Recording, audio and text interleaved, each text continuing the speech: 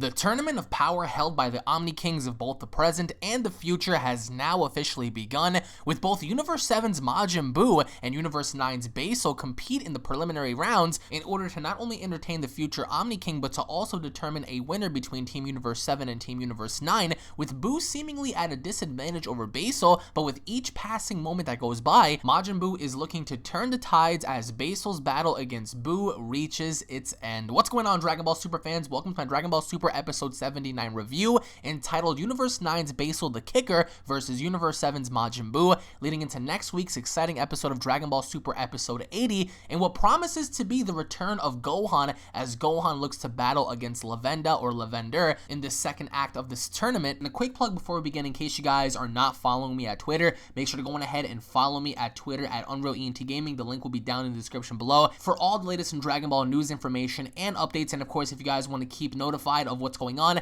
make sure to follow me at Twitter. And of course, if you guys are new to this channel, be sure to hit that subscribe button on your way out, and don't forget to turn on notifications. That way you guys yourselves are notified of whenever a Dragon Ball discussion, review, or gameplay video is posted on this channel. Your feedback and of course your support really means a lot to me, so be sure to go on ahead and spread the word about the channel, guys. It really means a lot to me. So Majin Buu looks to even the score against Universe 9's Basil, as Basil the Kicker early on is shown to have an advantage over Majin Buu, for Majin Buu wasn't shown to necessarily have any offense on Basil, but this episode proves otherwise as we begin the episode right where we left off, with Basil pretty much laughing at the idea that Majin Buu is so weak, and Buu is down while Basil is trash talking him. And according to the translations, it is also said that the Supreme Kai of Universe 7 begins to freak out on how easy Buu is defeated by such a character, and we see how the other Supreme Kai of Universe 9 begins to brag about his fighters, calling them the Trio of Dangers, with the Elder Kaioshin pretty much responding by saying it's a dumb name.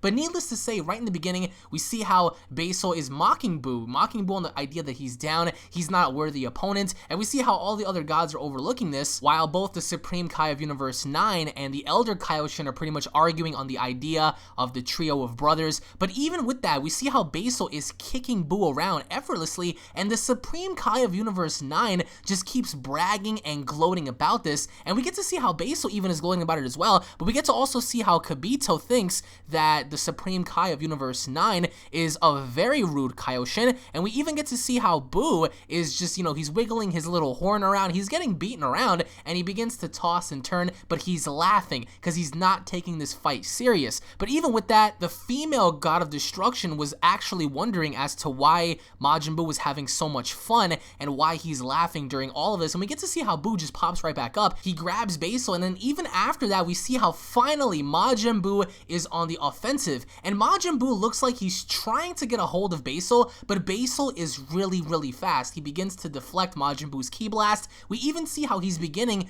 to kick Majin Buu in the face repeatedly, and Buu even says, "You're pretty fast," and Buu is actually treating this dude as a playmate, not just as, some ordinary fighter. He's doing what Mr. Satan is telling him to do in having a playmate. So we get to see how Buu actually says, "You're a little bit of fun," and Basil responding by saying, "I'm not fun at all," and Goku thinks that there's something weird about the Universe 9 fighters, that he can't sense their ki. So Goku confirms in this episode that, something is off about these fighters. You can't really feel their ki, and no, don't get the wrong idea that they're gods, because they're not gods either, because I know some people are going to say, oh, well, they must be gods if you can't sense their ki. That's not the case at all. But however, Goku is sensing that there's something really off about these fighters, because even while staring at Bergamo, he's staring right at the leader, and he's feeling this, sensation, this feeling of tension, and Gohan feels this. We see how Goku just completely disregards everything. Goku doesn't even care about the gravity of the situation, but of course the Omni Kings seem to be enjoying this. But we also get to see how Beerus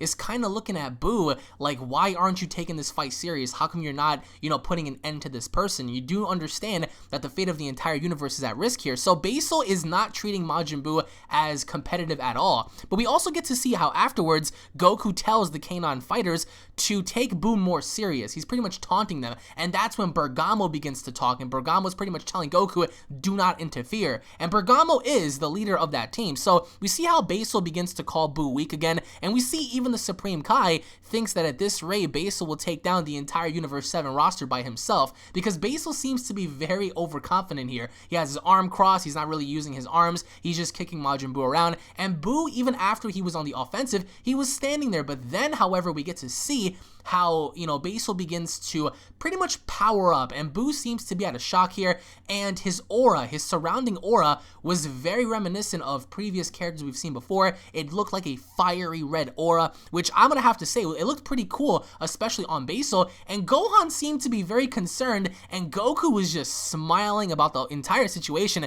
And then we get to see how Buu says, hey, that last one was kind of fun after he got kicked in the face, because after, you know, Basil was powering up, his foot had like this aura around it, and I have to be honest here, I mean, he was kicking Buu around with ferocious ass kicks. He was unleashing ki blasts through his feet, and Majin Buu had no other alternative but to stand there and take it while all the other gods watched. And the other gods weren't impressed at all because they were just watching Buu as to, you know, having this creature take all this damage. And Basil was on the offensive for most of this match because in the beginning, we see how he's talking down to Buu, calling him weak, calling him weak, calling him weak. And even after that, we get to see how the Supreme Kai of Universe 9 just keeps on taunting everyone. And then we see how the dust settles and Majin Buu stands up casually with a massive hole in his chest. Now, keep in mind, Basil had never come across a person like this. I mean, we rarely come across a person like Majin Buu, and he's very unique in his own right. And we get to see how Majin Buu stands up, and there's a giant hole inside of his body, and everyone begins to freak out, except for Universe 7 because they know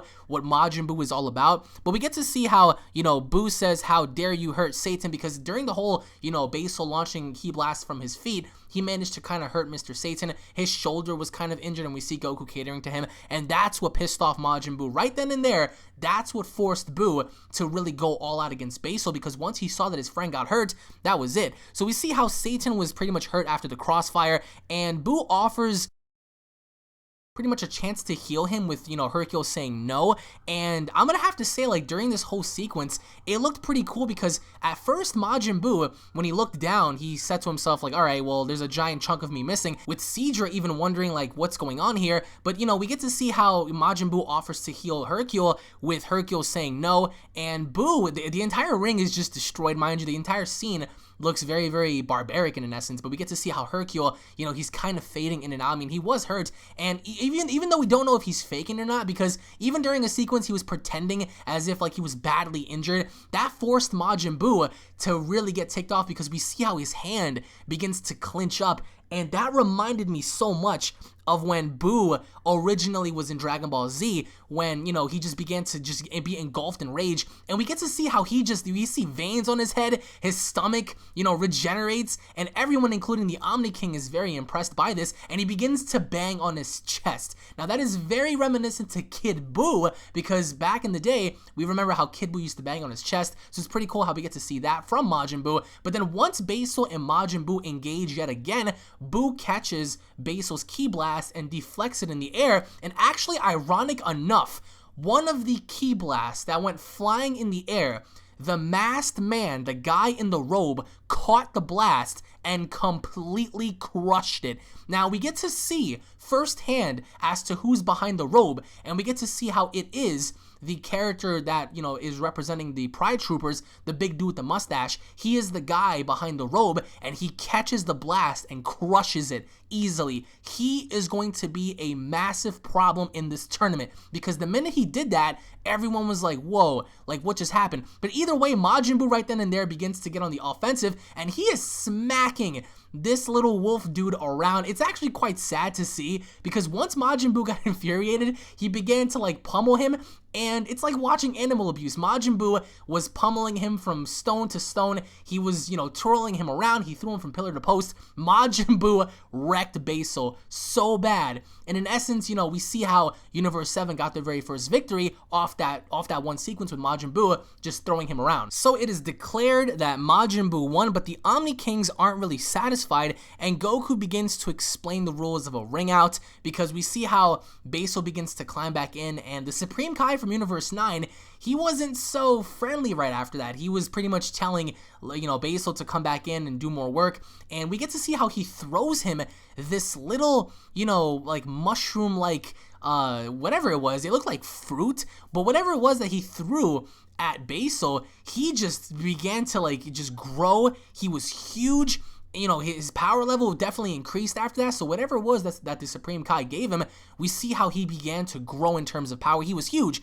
And the Grand Priest explains, even prior to that, that the rule doesn't imply for ringing out. So the ring out doesn't really count. So Majin Buu still won, but I guess the whole ringing out sequence doesn't really count anymore. I'm guessing that it's just knockout or submission. So we see how Basil powers up, and Beerus isn't happy by this because he's yelling at Majin Buu, but also yelling at Seadra and the other, you know, Kaioshin for cheating.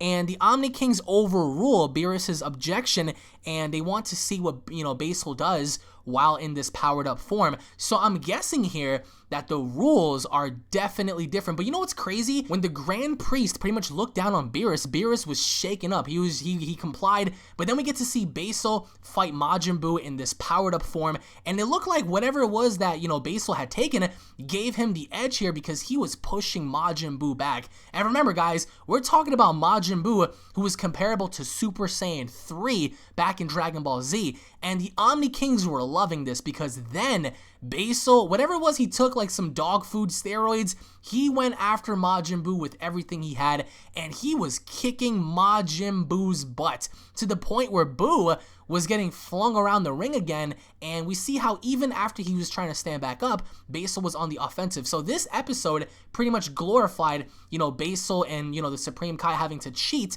to give, you know, Basil whatever it was he gave him, you know, to power up and use all that energy and stuff. And we get to see how Seadra is looking at the Supreme Kai like, why did you do that, you know? But Basil was stomping on Majin Buu's face really, really badly. He was legit, you know, just Seth Rollins curb stomping him over and over and over again into the dirt. And then that was spectacular. So even while the episode neared its end, we get to see how Basil was unleashing these rapid kicks and stuff. It was a great episode. I mean, if I had to compare this to the Universe 6 versus Universe 7 tournament, in comparison to this particular fight, this fight blew everything out the water because we get to see how the ring got destroyed. We get to see how Majin Buu, there was nothing left of him by the end of this. Basil, whatever it was that he took, you know, he just erupted in like this rage mode. His eyes were bloodshot red, and he had like this evil smile. But whatever it was that he did, he came after Majin Buu with everything he had. But of course, by the end of it, we get to see how Majin Buu pretty much cocks his arms back, unfazed, and he unleashes like this Kamehameha wave. I mean, whatever it was really, really cool. But whatever it was that Majin Buu unleashed at Basil, that pretty much terminated Basil. And we get to see how Majin Buu, even after that, says, you know, Satan, I won. But this blast completely engulfed Basil in this giant yellow, you know, like energy like attack. And we get to see how even after that, you know, whatever it was that happened, this massive explosion took place. Buu is standing there. Obviously enough, yes, Buu took a lot of damage. However, towards the end of it, you know, we get to see how Majin Buu was unfazed by it all. And then after the dust settles, we see how Basil was standing there after taking this massive attack, and one can only assume that Buu won by now, in which of course he does. But even after that, we get to see how Lavenda says we can kill our opponents, right? And Bergamo says kill to your heart's content. So killing is allowed. And of course, we already know what's going to happen next. Gohan is up next. And Gohan says, I'll go next. I want to see my current power. And the Grand Priest identifies Gohan as Son Goku's child. And the Omni King thinks that he must be really strong as well. Because even after that, we see how Buu heals Mr. Satan.